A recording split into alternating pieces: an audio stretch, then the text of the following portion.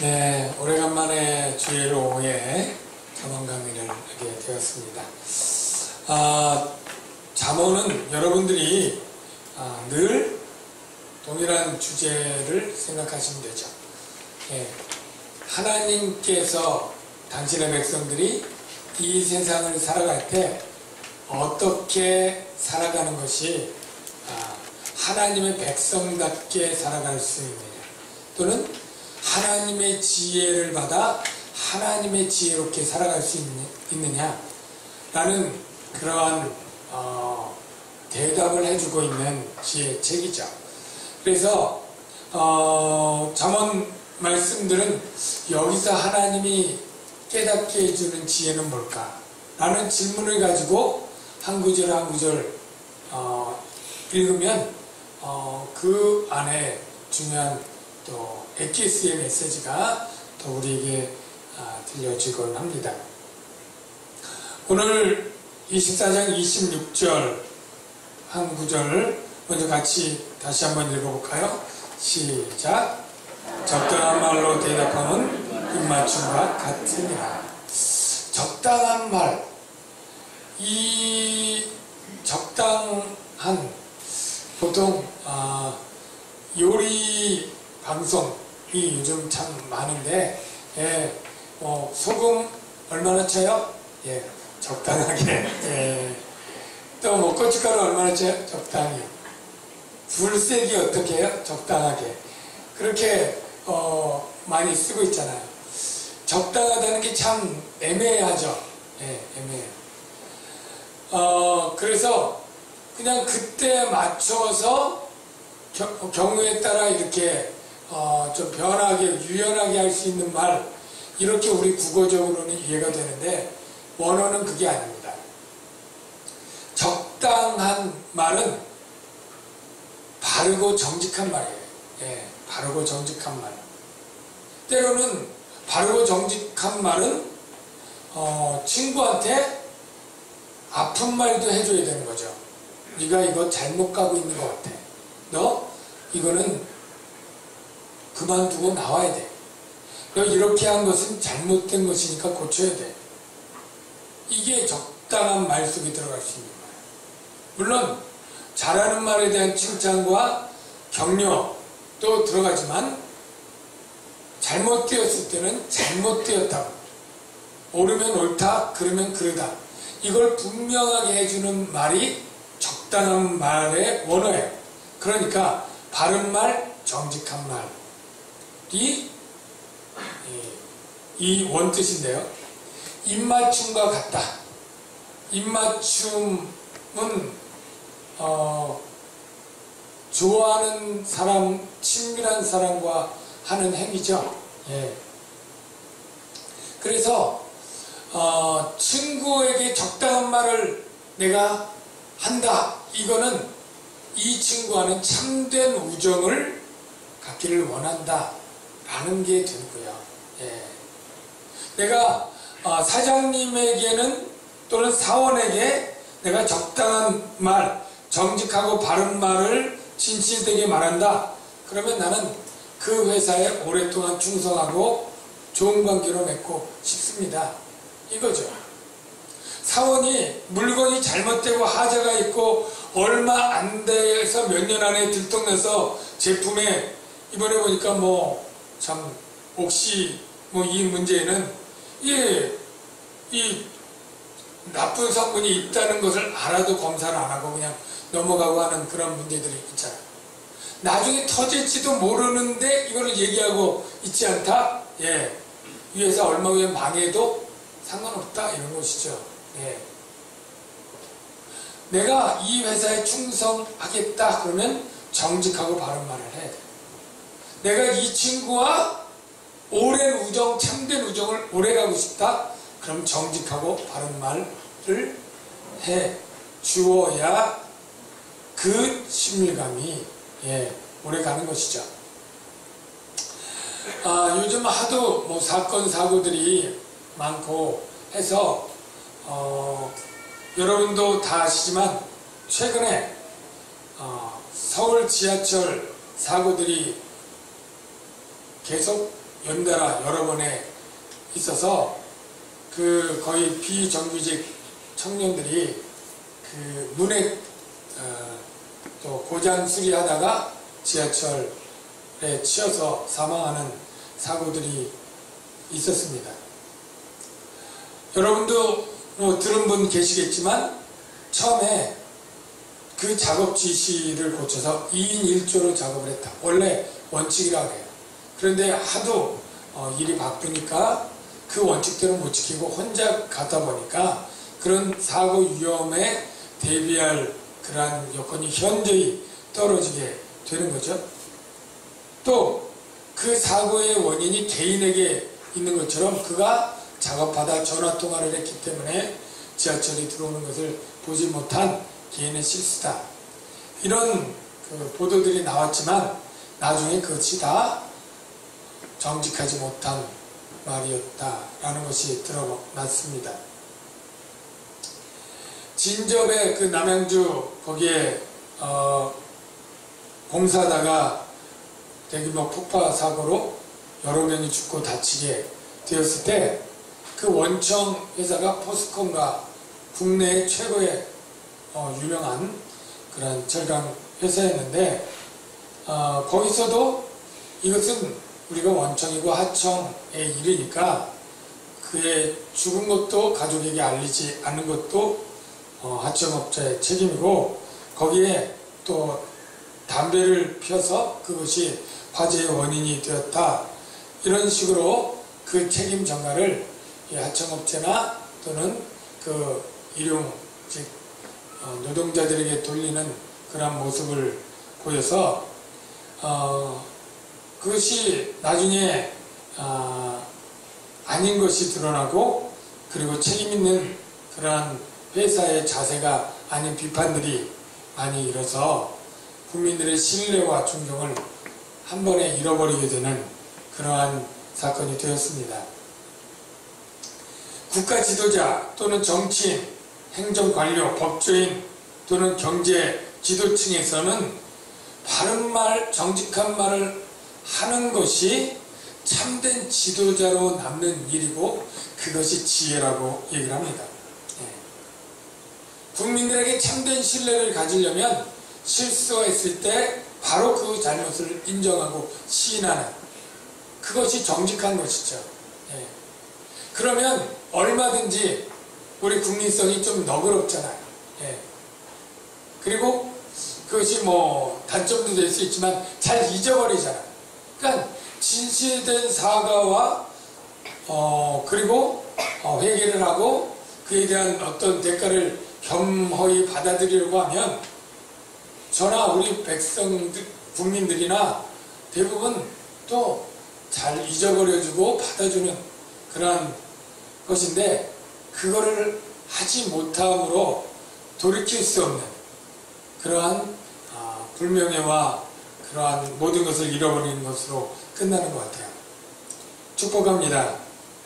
여러분이 정직한 말로 대답하는 분들이 되시기 바랍니다. 그래서 친구들이나 회사 동료들이나 교회 성도들 간에 정직한 그러한 분들이 되십시오. 그게 지혜입니다. 장사하는 것도 그런 것 같습니다. 장사하는 사람들이 미치고 판다라고 하는 3대 뭐 거짓말이 있다 그렇게 하는데 사실 요즘같이 물건 가격 인터넷 치면 쭉 떠서 비교하고 얼마든지 검색할 수 있는 이런 때에 사실 정직하게 필요한 이윤을 남기고 그리고 필요한 만큼 하는 것 이게 참 장사를 잘하는 데도 지혜인 것 같아요. 며칠 전에 저희 누나를 이렇게 좀 만나서 좀 모처럼 이야기를 잠깐 나눴는데 저희 누나는 남대문 시장에서 도매 옷 장사를 해요. 그러니까 제가 20대 때 장사를 시작한 게 우리 누나가 먼저 하고 있었기 때문에 근데 지금도 하고 있어요. 제법 뭐 그래도 수십 년 노하우가 있어서 이런 불경기에도 그래도 잘 하는 것 같아요. 이런저런 얘기하는데 그 장사하는 사람들 가운데도 참 지혜가 없는 사람들이 많이 있는 것 같아요. 그 앞에 있는 어떤 사장님 얘기를 하는데, 보통 이제 물건을 주문하면 거기에 맞는 옷 A 스타일, B 스타일, C 스타일, D 스타일 몇 장 이렇게 싸서 지방으로 보내거든요. 그러면 그 스타일의 옷이 없으면 안 보내야 되는데, 그 스타일의 옷이 없으면 주문하지 않은 다른 옷을 일단 찍어서 보내는 거예요. 그럼 거기서는 주문하지 않았으니까 왜 이걸 가져왔냐 막 항의하면, 일단 주문해서 갖다 놓고 팔아라. 그리고 나중에 환불은 안 해주고 다른 옷으로 교환해 주겠다.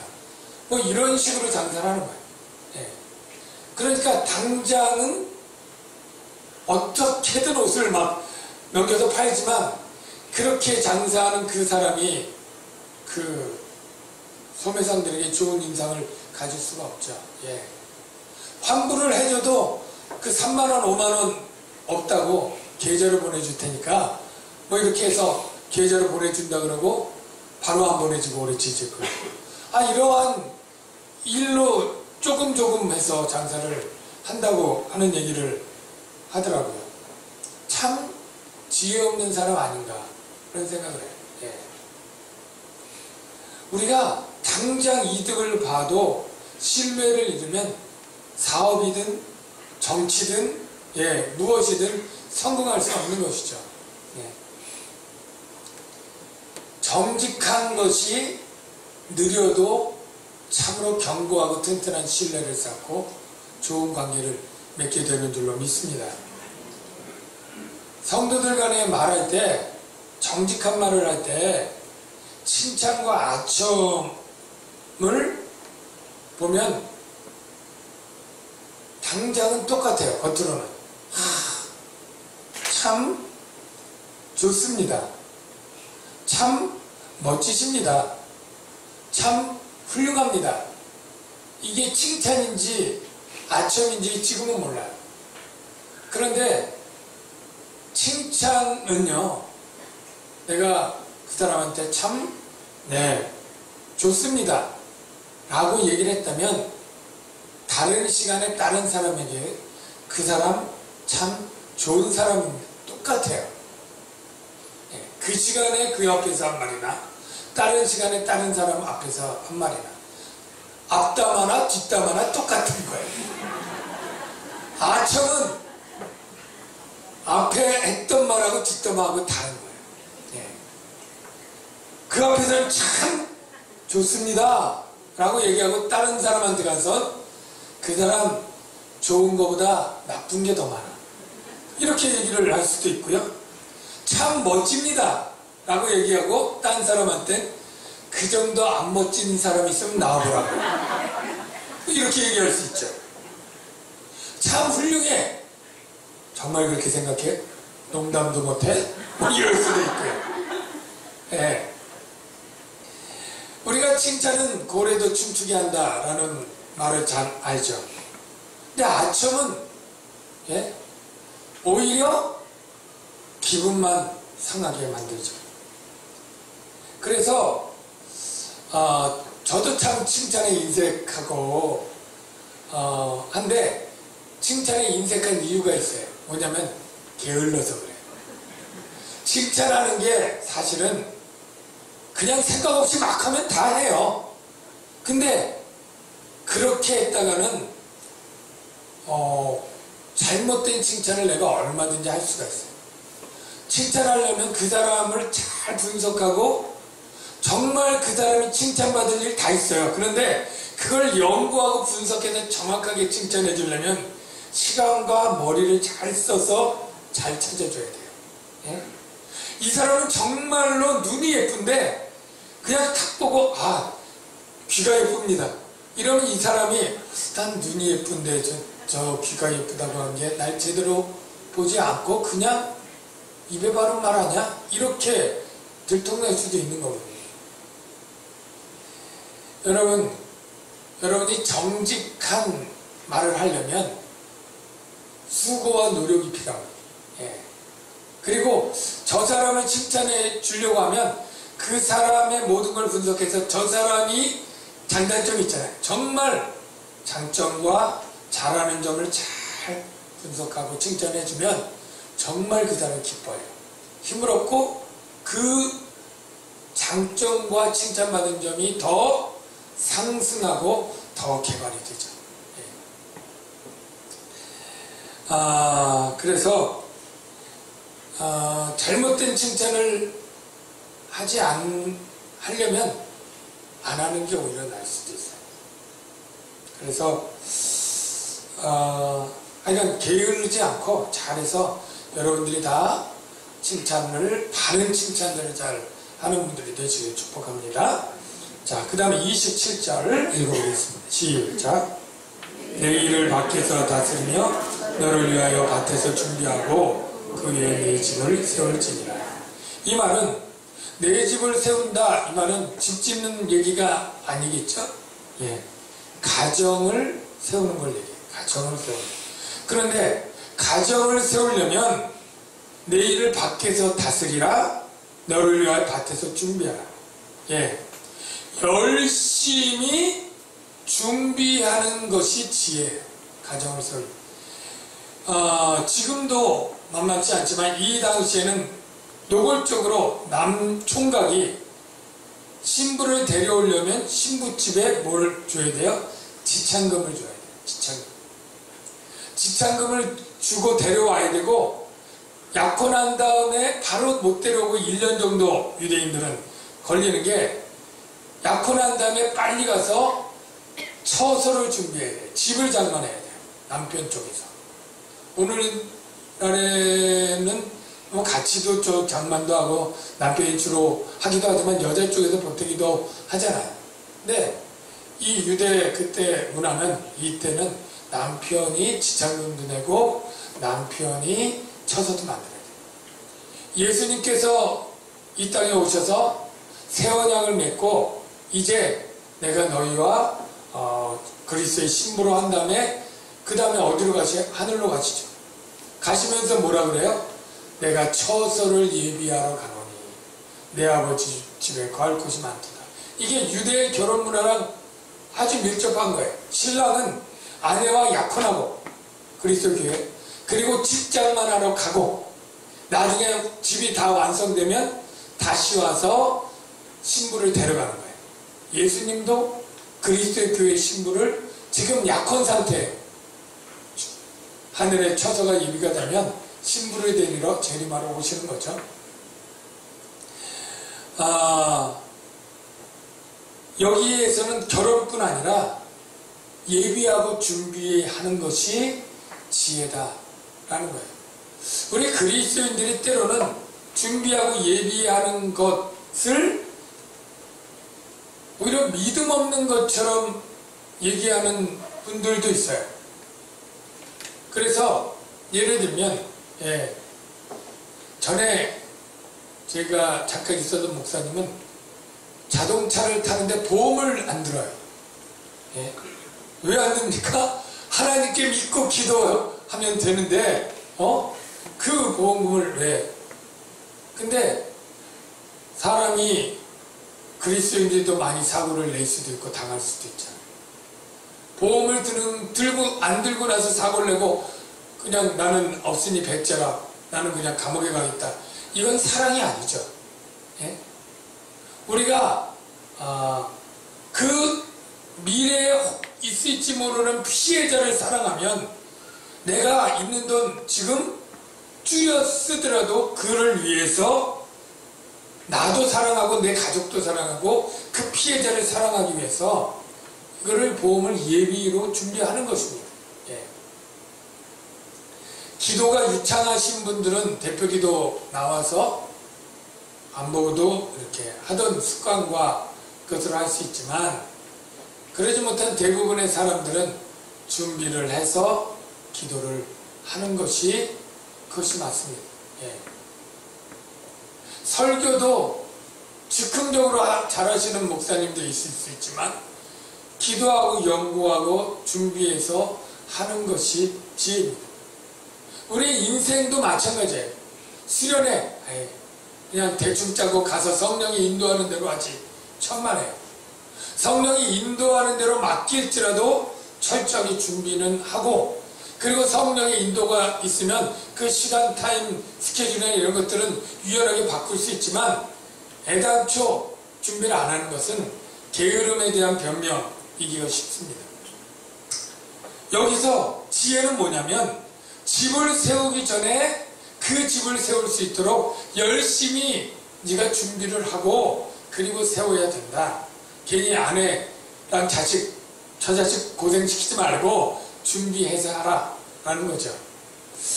오늘날 결혼도 결혼 비용이 평균 다 다르겠습니다만, 신랑은 전에 보니까 1억이고 신부는 6천만 원이라고 그러던가요. 평균 그런 얘기를 얼핏 들은 것 같습니다. 대학교 졸업해서 부모님이 넉넉하고 다 이렇게 맡길 수 있는 형편에 있는 총각들은 괜찮지만, 또 대부분의 총각들은 학자금 대출을 받아서 간신히 대학교 졸업해서 취직해서 그 대출금 갚으면서 몇 년 지나다 보면 따로 정년기가 되어도 결혼을 위한 준비가 하나도 안 되어 있는 경우가 참 많죠. 어떤 일을 하기 전에 능력에 맞추어 준비하는 것이 지혜입니다. 크게 준비하는 게 아니라. 그래서 부모님의 유산과 이런 것 때문에 수억 원 아파트에서 시작하는 사람도 있고, 수천만 원 전세금으로 시작하는 사람이 있고, 1,000만 원의 월세 방한칸으로 시작하는 가정도 있습니다. 준비의 첫 단계는 자신의 능력을 정확히 파악하는 거예요. 우리 아버지가 나를 도와줄 수 있는 게 얼마 될까? 2천만 원. 내가 몇 년 동안 모을 수 있는 게 얼마일까? 그러면 우리는 월세에서 시작한다. 이렇게 계획을 세우는 거죠. 아니면 8천짜리 전세에서 시작한다. 이렇게 할 수 있는 거죠. 다 다르죠. 그런데 그 다른 것에 누구는 1억 5천이 있었대, 누구는 그렇게 하면 안 되고요. 지혜는 자신의 능력을 정확히 판단하고 그 능력에 맞춰서 준비하는 거예요. 교회도 준비를 잘하면 지혜로운데, 그걸 못해서 어려움을 겪는 교회가 많죠. 우리 캄보디아 단기선교 전도잔치도 일정과 예산을 잘 맞춰서 하면 무리가 없습니다. 예배당을 확장하거나 성전을 짓는 일들이 교회 가운데 있는데, 잘 준비해서 하면 무리 없이 그것들이 아름답게 진행이 되고 부흥하는 교회도 좋은 선례로 많이 있습니다.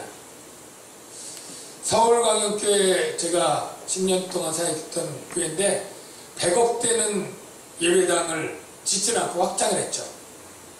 한 6, 7천 명이니까 얼마든지 크게 성전 지을 수 있고도 남는 그러한 교세였고 규모였지만, 성전 건축 헌금을 따로 하지 않고 10년 이상을 감사헌금을 계속 성전 건축 헌금으로 적립했죠. 그래서 확장할 때, 다시 확장할 때, 다시 예배당 확장하니까 작정해서 성전 건축 헌금 하십시오 라는 그러한 이야기가 전혀 없었습니다. 그냥 늘 하던 대로. 그리고 성전 건축 들어가서도 약간의 수십억의 빚도 다 그렇게.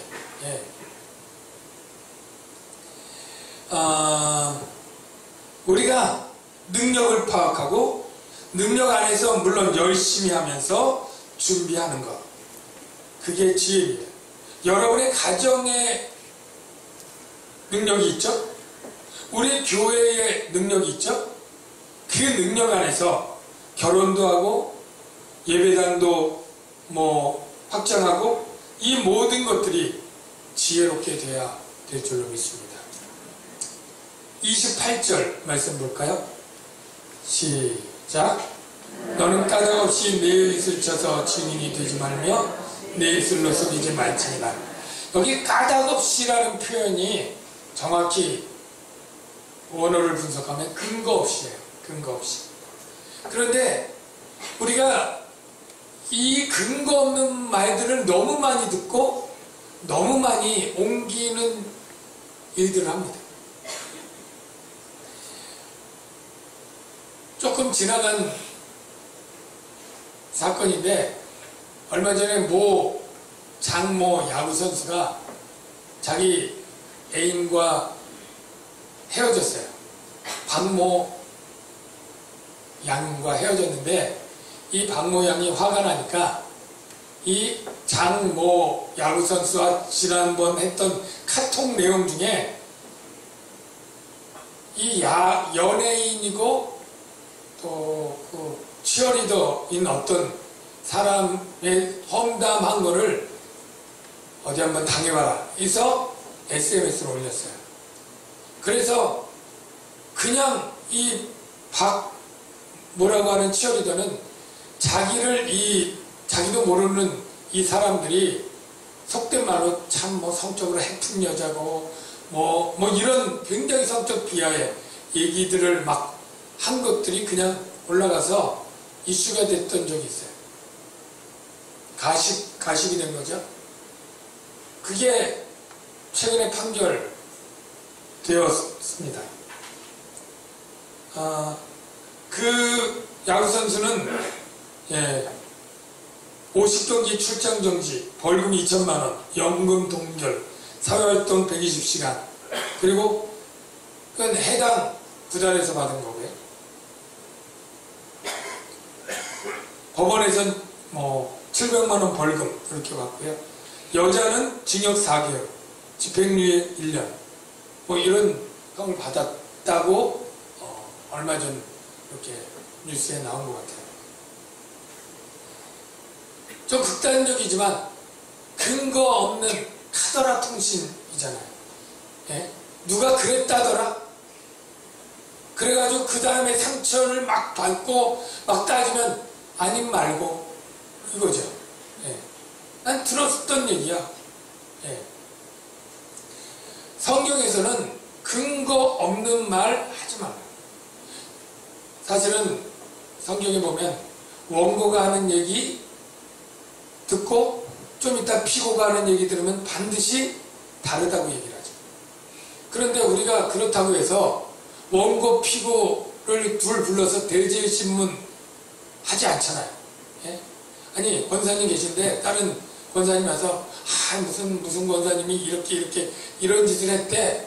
그러면 그래요? 그리고 그 권사님 불러가지고 이 권사님이 이렇다 해서 사실 이런 거 맞아요? 이렇게 물어요? 여러분 안 물어요? 안 물었죠. 그걸 어떻게 물어요? 그러니까 여러분들이 이 대제신문을 하지 않을 거고 대제신문에도 서로 발뺌하면 어떻게 증명해요? 우리가 판사도 아닌데 증거들 가져오라고 해야 되잖아요. 증인들 채택해야 되잖아요. 못 규명합니다. 예, 판사도 못하는 걸 우리가 어떻게 하겠어요? 그런데 우리에게 들리는 수많은 말들은 근거 없이 그 사람 혼자 생각이든 근거 없이 그냥 멀리서 흘려들은 얘기든 이런 것들 가운데 남을 심각하게 가해할 수 있는 상처 줄 말들이 너무너무 많은 거예요. 여러분, 근거 없이 내 이웃을 쳐서 증인되지 말라. 이게 하나님이 당신의 백성들이 지혜롭게 살아가는 그러한 삶의 방법이라고 가르쳐주고 있으니 여러분, 근거가 모호한 말은 듣고 마음에 담지 마시고 그분의 생각이다 라고만 생각하고 확정하지 마십시오. 옮기지 마십시오. 확정되기 전까지는 여러분의 입 밖에 나와서 누군가를 치게 되는 일이 없게 되기를 주의 이름으로 축원합니다. 끝으로 짧게 29절 같이 읽어보겠습니다. 시작.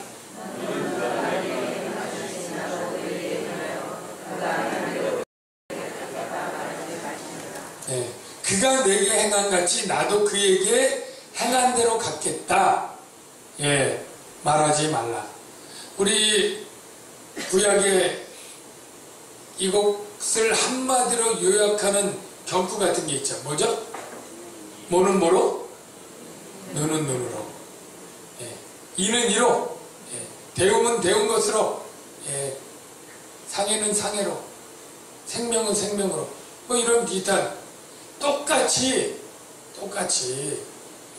보복하겠다. 이게 동해보상법이다 이렇게 얘기를 하고, 보통은 어떻게 해석을 하냐면 일반적으로 우리 사람은 죄성이 있어서 한 대 맞아서 눈탱이 밤탱이 되면 나는 2대 때려서 하고자 하는 그러한 더 갚아주려고 하는 이런 죄성이 있으니까 모세율법은 최소한 받은 만큼 이상 되갚지 마라.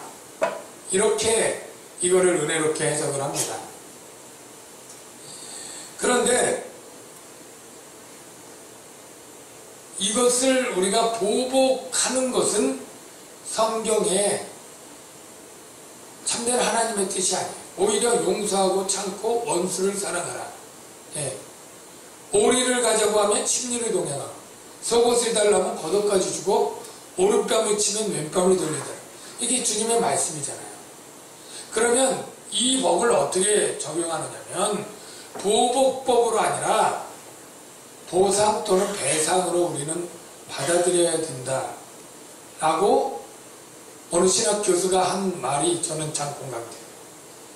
우리가 예를 들어서 교통사고를 냈어요. 접촉사고든 뭐든 냈어요. 그러면 우리는 보통 지금 문화가 어떻게 해요? 그 사람은 어떻게 하든지 사고를 크게 하고 자기가 아픈 걸 과정해서 더 받아내려고 하고, 줄 사람은 어떻게든지 깎아서 덜 주려고 하고 막 이렇게 화를 내고 막 이러잖아요. 그리스도인들은 사고를 내거나 누구를 잘못해서 가해자가 되면 피해자에게 충분히 그에 합당한 보상과 배상을 하기에 힘써야 된다. 이렇게 적용합니다. 이렇게 찌그러졌고 막 이렇게 하면 이거 고쳐서 되겠습니까? 좀 가십시오. 그리고 며칠 동안 차 못하면 당연히 그러겠지만 렌트해서 쓰시고, 그리고 정신적으로 여러 가지 좀 마음도 상하셨는데 작지만 제 선물이라도 좀 받으시고, 이렇게 충분한 사화와, 우리가 보통 사고 나면 보험에서 처리하니까 그냥 이렇게 물질적인 보상 왜 끝내는 경우도 많아요. 근데 사실은 자기의 과실에 대한 그 사람의 상한 마음을 위로해주는 정서적인 충분한 사과와, 그리고 그에 합당한 보상뿐 아니라 또 그에 덧붙여서 자기의 정성의 어떤 것이나 이렇게 해서 이게 이 2개 부러뜨리면 이 3개를 갚을 만한 마음으로 해야 되는데 2개 부러뜨리고 1개 값만 주려고 하고 깎으려고 하고 이런 것일 때 오히려 눈 다치게 했으면 눈에, 생명 다치게 했으면 생명에, 그에 해당하는 것을 최소한 보상하고 갚아야 되는 그런 마음을 가져라.